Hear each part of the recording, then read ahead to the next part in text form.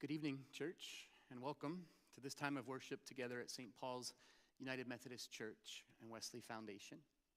I am Greg Milinovich, one of the pastors here, and I would like to welcome you to this time of worship on this Good Friday evening.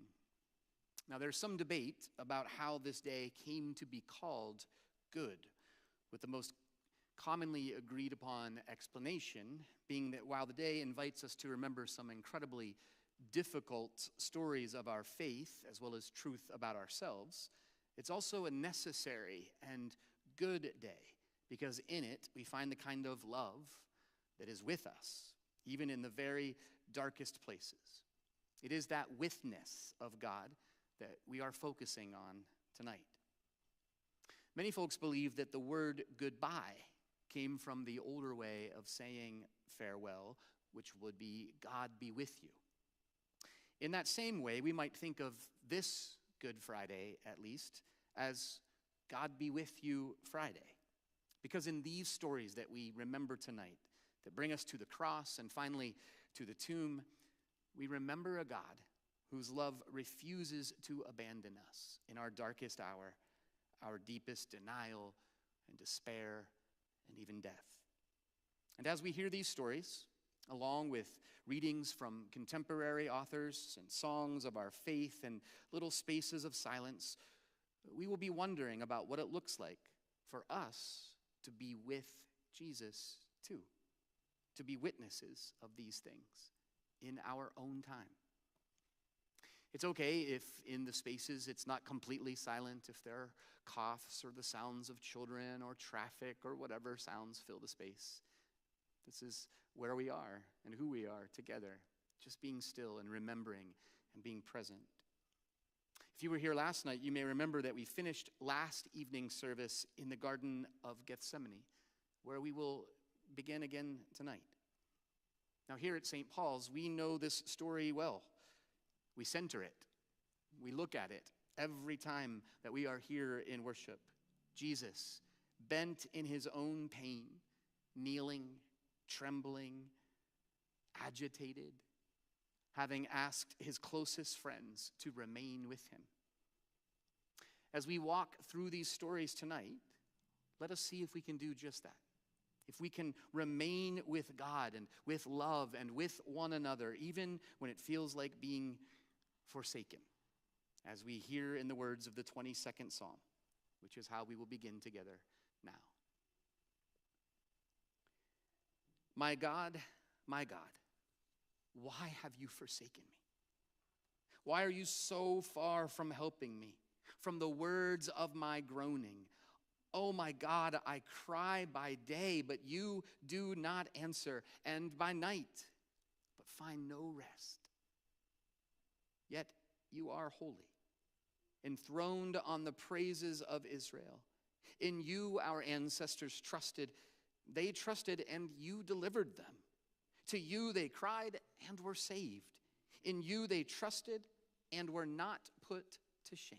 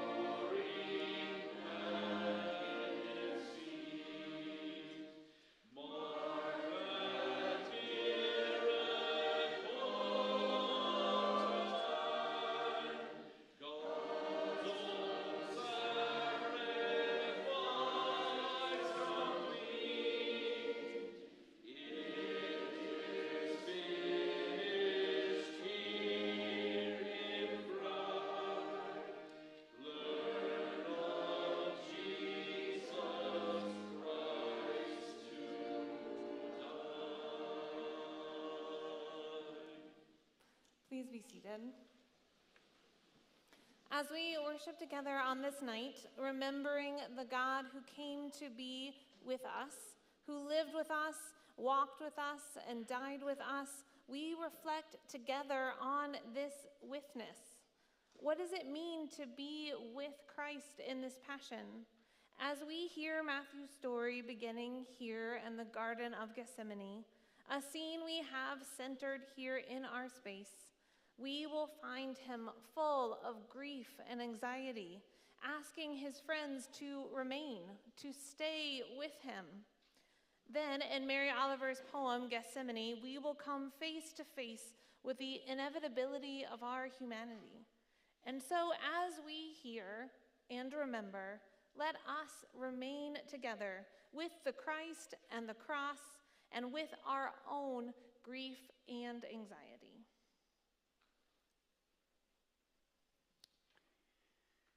Then Jesus went with them to a place called Gethsemane. And he said to his disciples, "Sit here while I go over there and pray." He took with him Peter and the two sons of Zebedee and began to be grieved and agitated. Then he said to them, "My soul is deeply grieved, even to death. Remain here and stay awake with me." And going a little farther, he threw himself on the ground and prayed, "My Father, if it is possible, let this cup pass from me. Yet not what I want, but what you want." Then he came to the disciples and found them sleeping. And he said to Peter, "So, could you not stay awake with me 1 hour? Stay awake and pray that you may not come into the time of trial. The spirit indeed is willing, but the flesh is weak."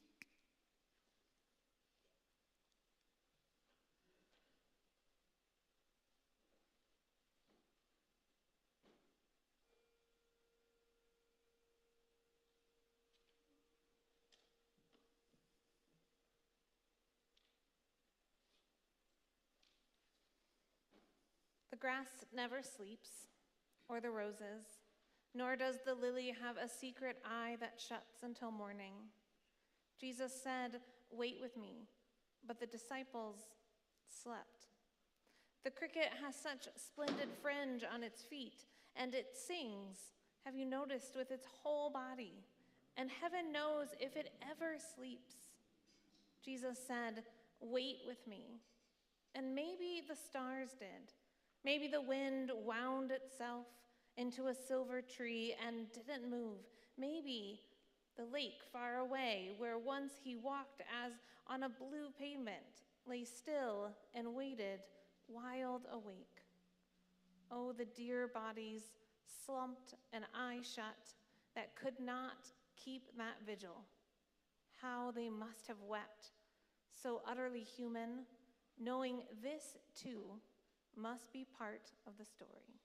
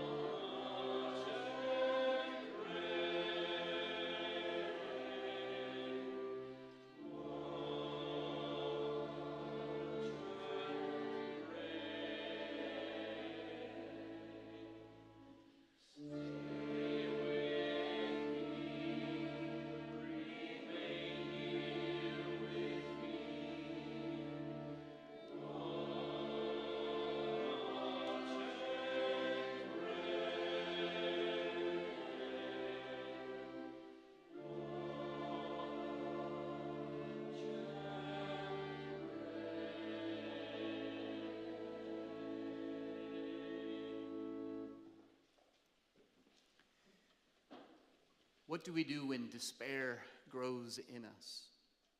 Do we run and hide, choosing apathy or denial? Do we draw swords and choose to fight? In these readings, first in the story of the arrest of Jesus, and then in a poem called The Peace of Wild Things by Wendell Berry, we are invited to consider what we do when despair for the world grows in us. Maybe we experience all of these things at once. What would it look like for us to abide, to remain, to rest in the grace of the world, the grace of a God whose love continues to stay with us?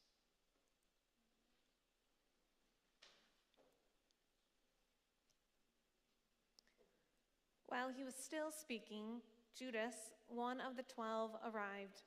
With him was a large crowd with swords and clubs from the chief priests and the elders of the people. Now the betrayer had given them a sign, saying, "The one I will kiss is the man. Arrest him."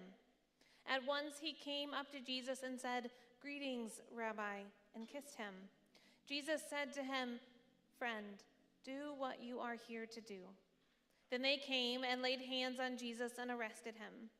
Suddenly, one of those with Jesus put his hand on his sword, drew it, and struck the slave of the high priest, cutting off his ear. Then Jesus said to him, "Put your sword back into its place, for all who take the sword will die by the sword.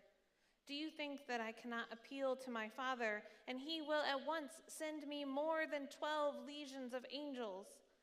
But how then would the scriptures be fulfilled, which say it must happen in this way?" At that hour, Jesus said to the crowds, "Have you come out with swords and clubs to arrest me as though I were a rebel? Day after day I sat in the temple teaching, and you did not arrest me. But all this has taken place, so that the scriptures of the prophets may be fulfilled." Then all the disciples deserted him and fled.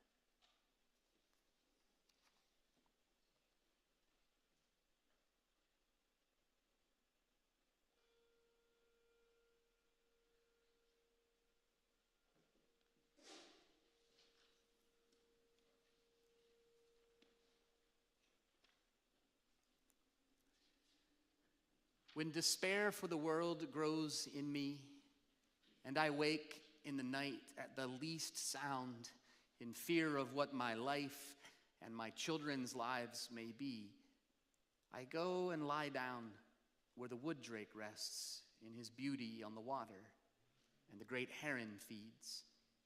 I come into the peace of wild things, who do not tax their lives with forethought of grief. I come into the presence of still water, and I feel above me the day-blind stars waiting with their light. For a time, I rest in the grace of the world and am free.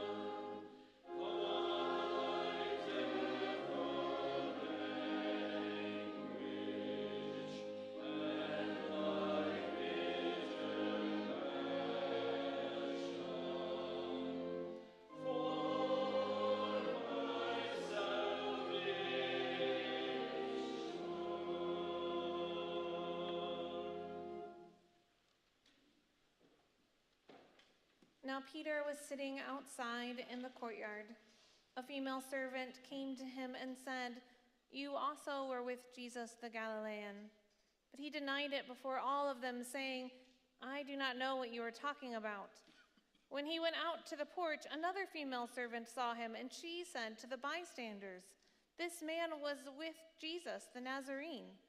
Again, he denied it with an oath, "I do not know the man." After a little while, the bystanders came up and said to Peter, "Certainly you are also one of them, for your accent betrays you." Then he began to curse, and he swore an oath, "I do not know the man." At that moment, the cock crowed. Then Peter remembered what Jesus had said, "Before the cock crows, you will deny me 3 times." And he went out and wept bitterly.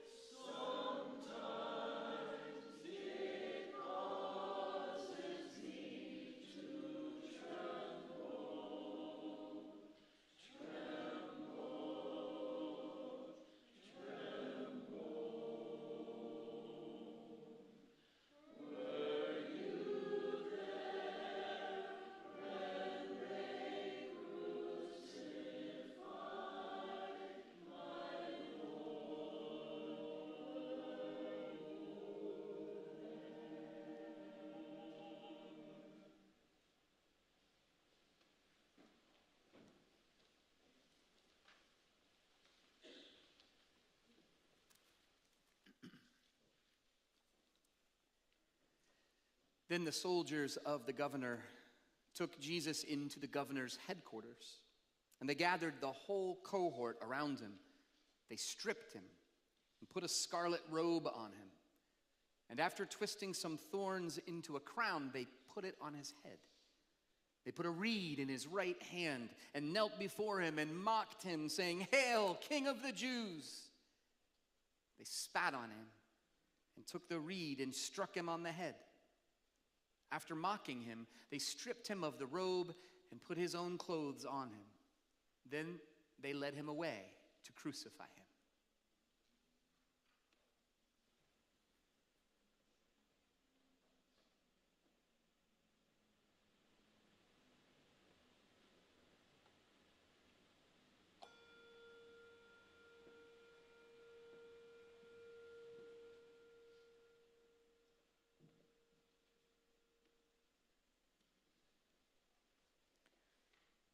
You can't go on. You go on anyway. He goes with you, his cradle to your grave. Now is the time to loosen, cast away the useless weight of everything but love. For he began his letting go before the worlds for which he dies were made, emptied himself, became one of the poor, to make you rich in him and unafraid. See, as they strip the robe from off his back, they strip away your own defenses too. Now you could lose it all and never lack.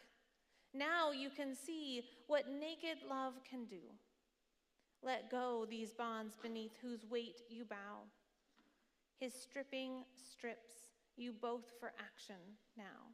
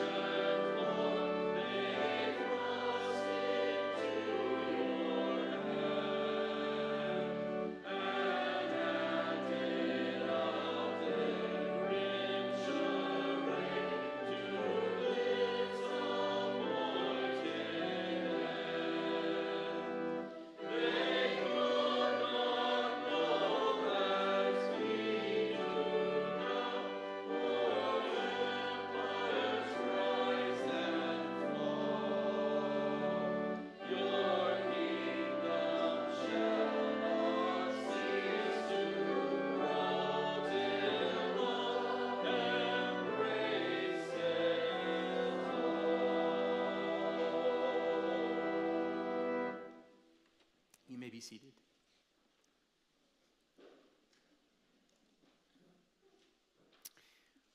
When they had crucified him, Matthew writes. In between the carrying of the cross, the offering of wine, and the dividing up of his clothes, it's just one more detail and a cascade of details pouring out so quickly that it can be overwhelming. Can we allow, as Jan Richardson invites us in her blessing for Good Friday called Still, space for stillness? Where are his friends? Where are his disciples? What is happening in our own hearts as we hear and remember? How might we remain with him?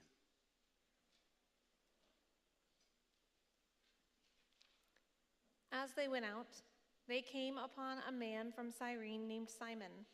They compelled this man to carry his cross. And when they came to a place called Golgotha, which means place of a skull, they offered him wine to drink, mixed with gall. But when he tasted it, he would not drink it. And when they crucified him, they divided his clothes among themselves by casting lots. Then they sat down there and kept watch over him.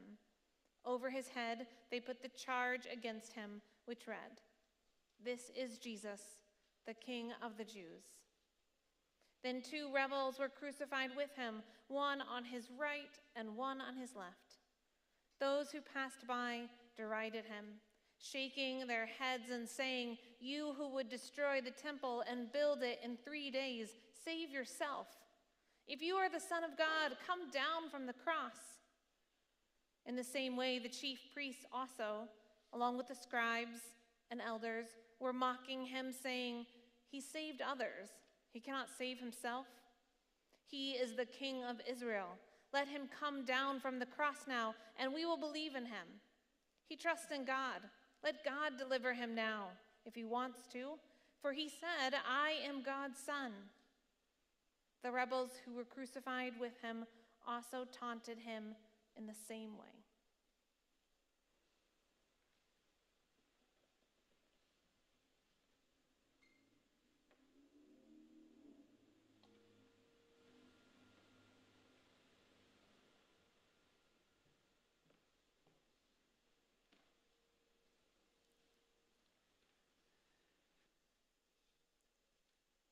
This day, let all stand still in silence, in sorrow.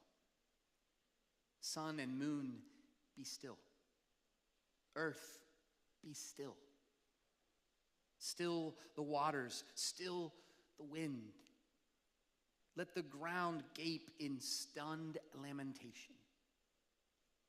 Let it weep as it receives what it thinks it will not give up. Let it groan as it gathers the one who was thought forever stilled. Time, be still. Watch and wait. Still.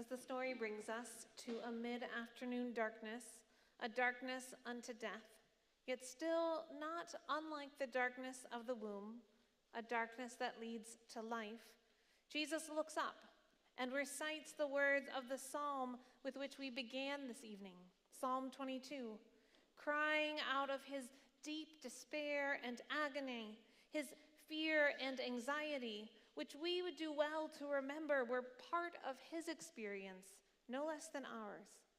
He speaks the truth of his fear of abandonment, of disconnection. Could it be that he feels that no one, not even God, is with him? Could it be that even in the midst of his anxiety, he could also remember the words of the very next psalm, which say that even when we walk through the darkest valley, we need not be afraid because God is with us? Isn't it true that we too feel both of these things fully and forcefully in our same lives at the same time?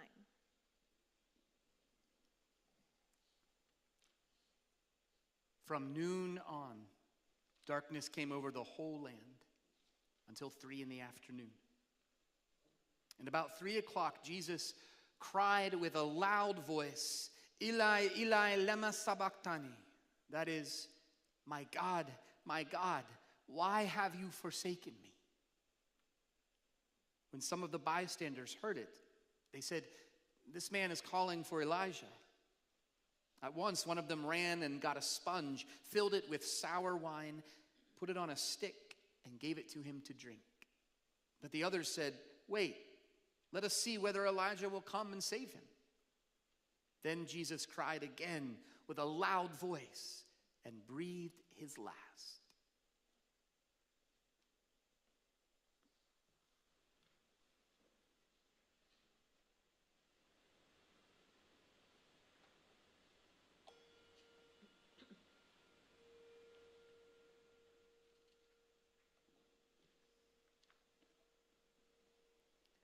The Lord is my shepherd.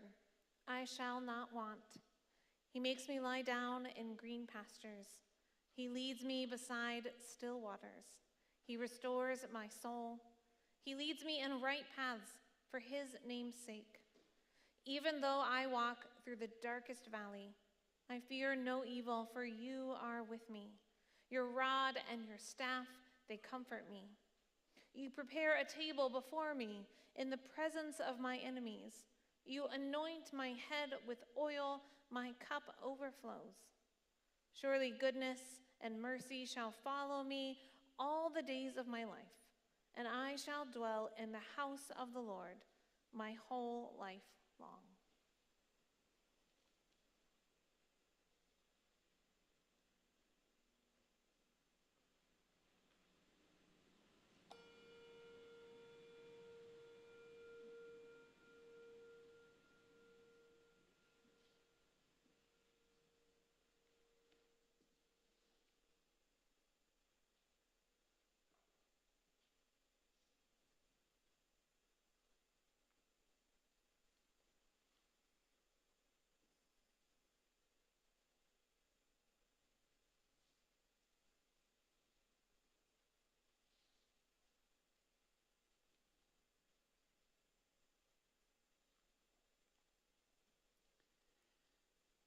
Remain with me, Jesus had said to his closest friends in the Garden of Gethsemane. They had remained with him in the Galilean villages by the lake when he had caused a ruckus with his healings and his association with the most unlikely people. They had remained with him in Jerusalem when he made trouble in the temple, overturning tables and challenging the rich and the powerful. Perhaps here, at the end, the remaining was too much. Yet, as we will hear in this short reading immediately following Christ's death, and then a short poem from Padre Gotuma, there were some who still remained, even if from a distance, pilgrims, women, witnesses, who, though they must have known fear, refused to abandon him even now. On this night, as we come near to the end of our time together, what does it look like for us to bear witness, to practice witness, to remain?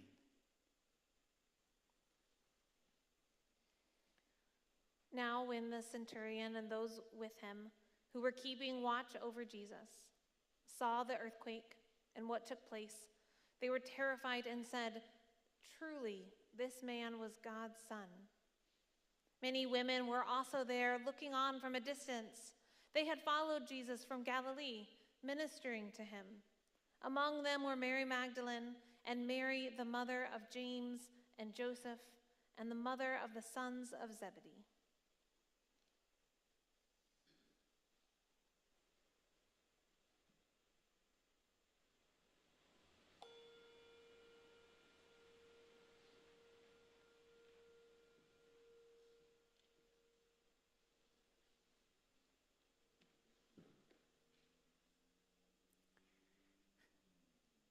Jesus of the cold grave, pilgrim women followed you in life and in death. Bless all pilgrims who bring life to the places of the dead, because they are the unafraid. Amen.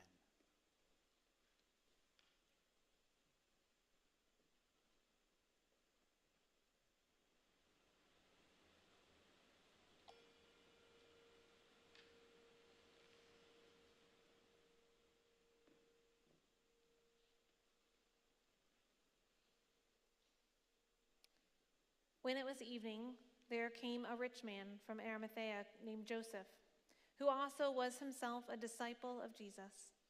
He went to Pilate and asked for the body of Jesus. Then Pilate ordered it to be given to him. So Joseph took the body and wrapped it in a clean linen cloth and laid it in his new tomb, which he had hewn in the rock. He then rolled a great stone to the door of the tomb and went away. Mary Magdalene and the other Mary were there, sitting opposite the tomb.